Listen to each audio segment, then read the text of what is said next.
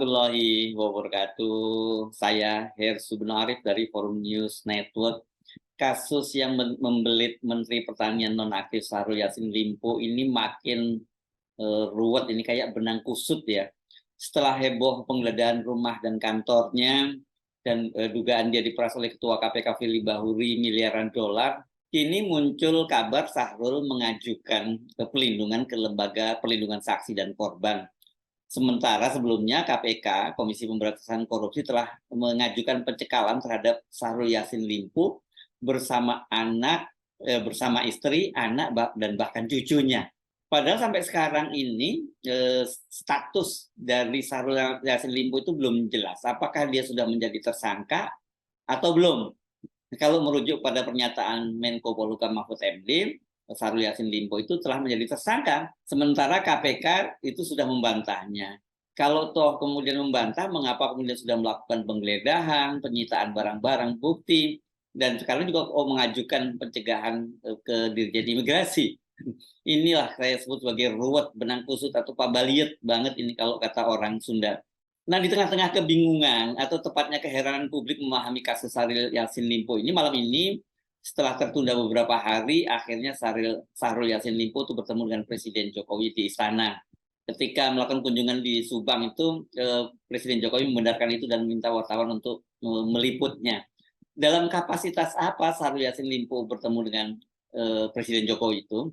Sebab sebelumnya kan hari Kamis sore lalu, Syahrul Yassin Limpo itu sudah menyerahkan surat pengunduran diri kepada Menteri Sekretaris Negara Pratikno, dan Presiden itu juga sudah menunjuk pelaksana tugas Menteri Pertanian, yakni Kepala Badan Pangan Nasional Arief Prasetyo Adi.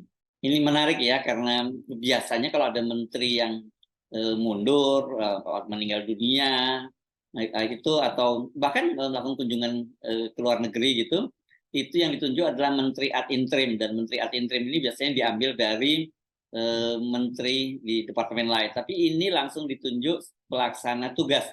Dan hari ini tadi ya, maksudnya tadi siang itu Ahad 8 Oktober 2023 itu Arief Prasetyo Adi yang sebelumnya tadi saya sebut sebagai Kepala Badan Pangan Nasional itu sudah diajak oleh Jokowi melakukan kunjungan kerja ke Subang, Jawa Barat, dan dikenalkan sebagai PLT Menteri Pertanian.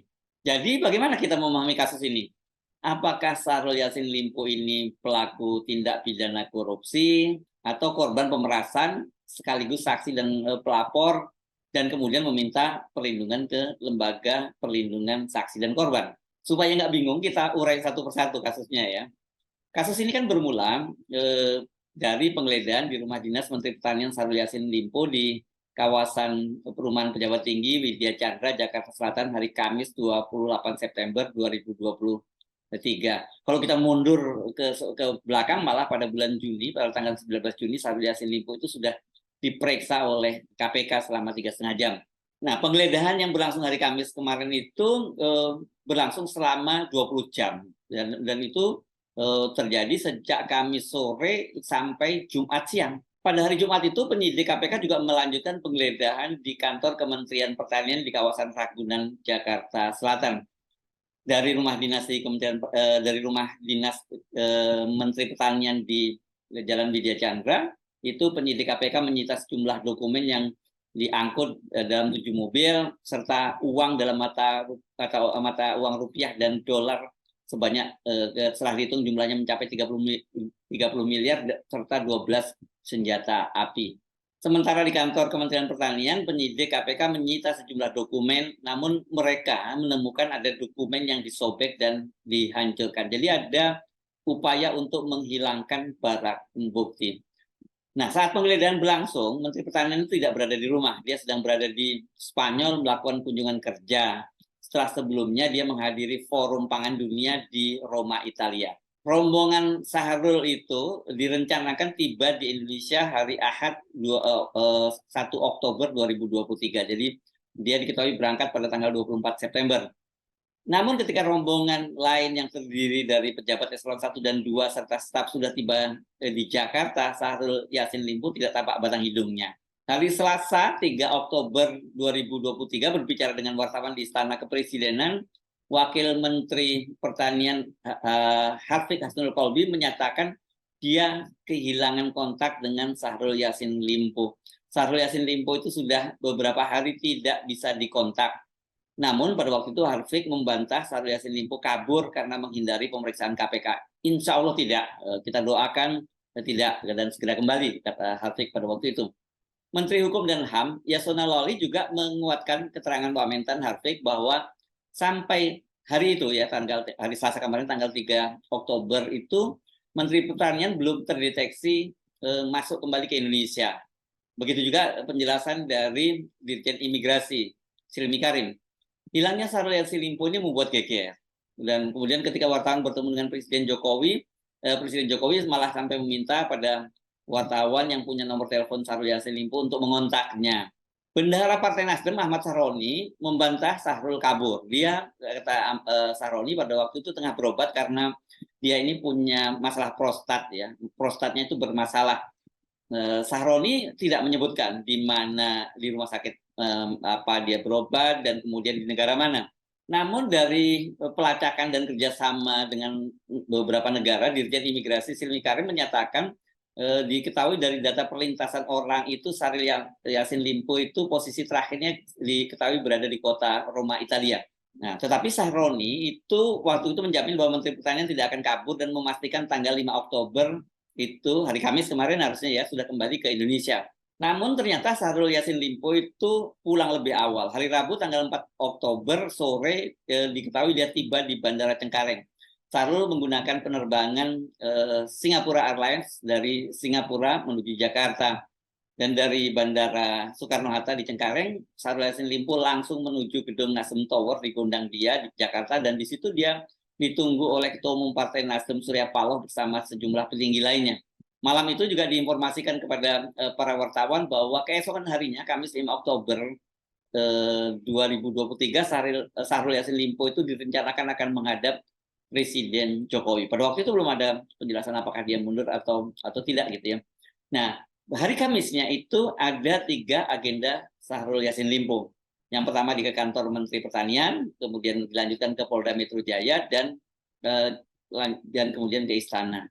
Pada waktu itu sudah muncul pertanyaan, mengapa kok ada jadwal ke Polda Metro Jaya? Ini apa kaitannya gitu? Nah, dari 3 agenda yang ada pada Syahrul Yassin Limpo itu ternyata hanya 2 agenda yang berjalan. Pagi harinya dia ke kantor Menteri Pertanian hanya sekitar 2 jam lebih, dia berada di sana, dia bertemu dengan para staf dan kemudian dia melanjutkan ke Polda Metro Jaya. Itu sejak siang hari kemudian sampai sore hari dia berada di Polda Metro Jaya.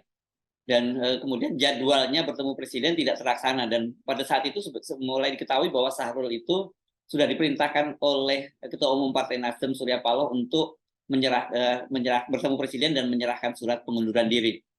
Tetapi ternyata seperti dikatakan oleh Jokowi ketika ditanya wartawan pada hari ulang tahun TNI yang ke-78 di Monas, Jokowi mengaku bahwa hari itu tidak ada jadwal dia bertemu dengan Syahrul Yassin Limpo. Dan ketika ditanya apakah betul Syahrul Yassin Limpo akan mengajukan pengunduran diri, Jokowi pada waktu itu meminta wartawan untuk tidak berandai-andai. Karena tidak bisa bertemu dengan Presiden Jokowi, Syahrul Yassin Limpo sore hari itu juga ditemani oleh Menteri Lingkungan Hidup dan Kehutanan Siti Nurbaya Bakar yang sama-sama juga kader Partai Nasdem menemui Mensesnek Pratikno, dan kepada Mensesnek ini Syahrul Yassin Limpo menyerahkan surat pengunduran diri. Nah, bersama dengan kembalinya ya Syahrul ini juga beredar surat panggilan dari penyidik di Polda Metro Jaya terhadap ajudan dan sopir Syahrul Yassin Limpo. Dan itu ternyata mereka itu sudah diperiksa.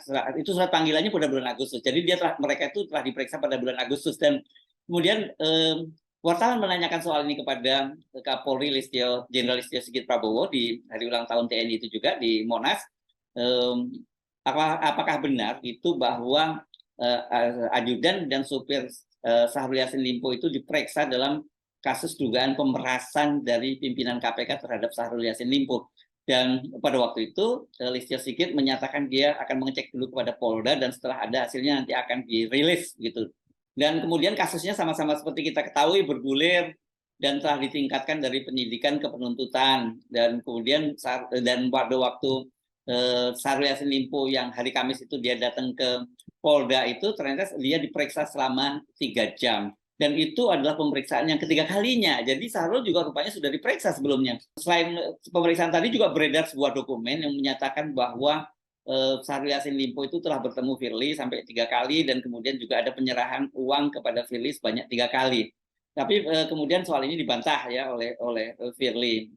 Nah, tidak lama setelah Firly membantah bahwa dia mengaku tidak pernah bertemu dengan Menteri Pertanian di luar kedinasan, di luar sidang kabinet atau rapat sidang kabinet terbatas gitu, kemudian beredar foto bahwa di situ terlihat bahwa Syahrul Yassin Limpo itu bertemu dengan Firly ketika dia sedang bermain bulu tangkis.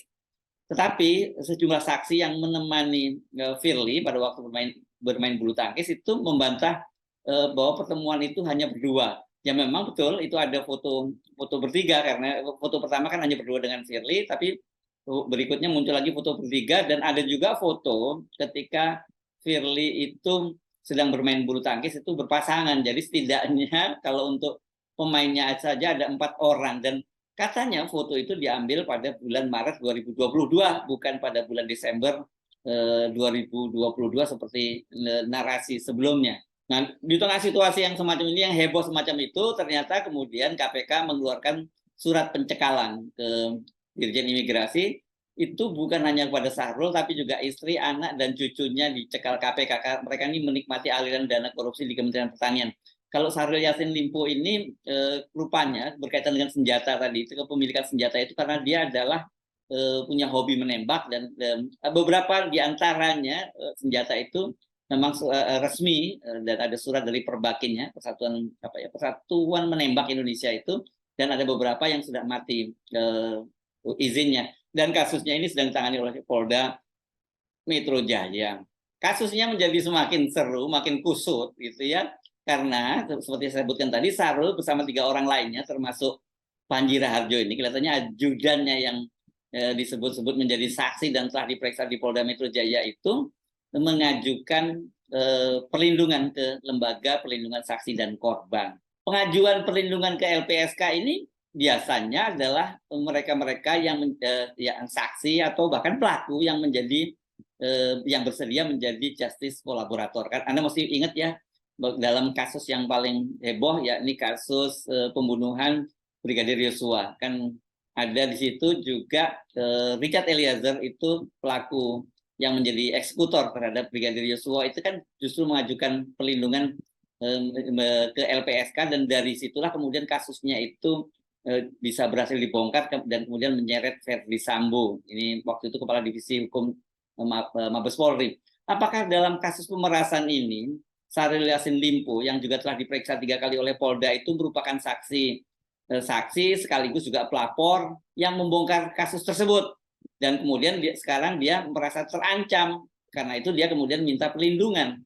Kalau menyimak pernyataan Kapolri, pelapornya orang dikenal publik dan yang dilaporkan lembaga yang dikenal publik, maksudnya KPK. Jadi kita bisa menduga-duga apakah yang dimaksud itu juga yang melaporkan itu adalah Syahrul Yassin Limpo sendiri, dan kemudian sekarang dia menjadi minta perlindungan ke LPSK. Apakah dengan begitu Syahrul ini memenuhi kriteria dia sebagai justice kolaborator, orang yang melakukan juga?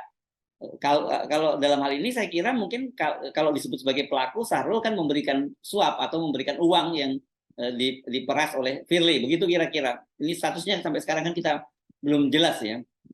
Nah, pertanyaan berikutnya, kalau kemudian Syahrul Yassin Limpo itu menjadi orang yang dilindungi oleh LPSK, apakah sebagai pelaku atau sebagai saksi gitu atau sebagai pelapor itu minta perlindungan, masalahnya bagaimana dengan statusnya sebagai pelaku tindak pidana korupsi yang sekarang ini tengah ditangani oleh KPK? Masalahnya kan sampai sekarang KPK juga belum mengumumkan Syahrul Yassin Limpo ini sebagai tersangka. Tetapi juru bicara KPK Ali Fikri berharap bahwa permintaan perlindungan ke LPSK ini bukan bagian dari modus untuk menghambat atau menghindari proses penanganan perkara dugaan tindak pidana korupsi dan tindak pidana pencucian uang yang kini sedang berproses di KPK. Bagi kami, kata dia, semua ada aturan yang harus dipatuhi dan kami hanya ingin memastikan bahwa tentu ada syarat dan ketentuan bagaimana seseorang dapat dilindungi demi kepentingan proses hukum terutama ketika ia bersatu sebagai saksi atau korban bukan sebagai pelaku. Sebab menurut Ali Fikri ini juru bicara KPK, justice kolaborator itu ya dia yakin kalau pelaku utama dalam dugaan korupsi tidak mungkin mendapat perlindungan hukum gitu. Tetapi kan kasusnya ini kelihatannya dia bukan minta perlindungan kepada LPSK dalam kasus sebagai koruptor itu ya, sebagai tindak pidana korupsi di KPK, tapi dalam kasus pemerasan. Kelihatannya begitu ya. Ini wajar kalau KPK kemudian mencurigai permohonan perlindungan sebagai modus menghambat pemeriksaan Syahrul Yassin Limpo. Namun KPK juga tidak boleh abai bahwa dalam kasus Syahrul Yassin Limpo yang soal pemerasan ini yang sedang bergulir di Polda Metro Jaya ini kan ada konflik kepentingan antara Firly dengan Syahrul Yassin Limpo. Bagaimana mungkin Syahrul Yassin Limpo itu diperiksa oleh lembaga yang pimpinannya sedang berperkara dengan dia itu? Kendati kasusnya berbeda. Saya kira jalan yang paling aman bila kasusnya ini harus terus berjalan, dua-dua kasusnya itu baik kasus korupsi di Kementerian Pertanian maupun pemerasan terhadap Syahrul Yassin Limpo ini, ya harusnya untuk sementara ini Firly dinonaktifkan dulu. Dengan begitu Syahrul Yassin Limpo merasa tidak di bawah tekanan ketika menjalani pemeriksaan di KPK, jadi tidak perlu dia mendapat perlindungan dari LPSK. Dan Firly, ini penting juga ya, bisa fokus menghadapi proses hukumnya di Polda Metro Jaya.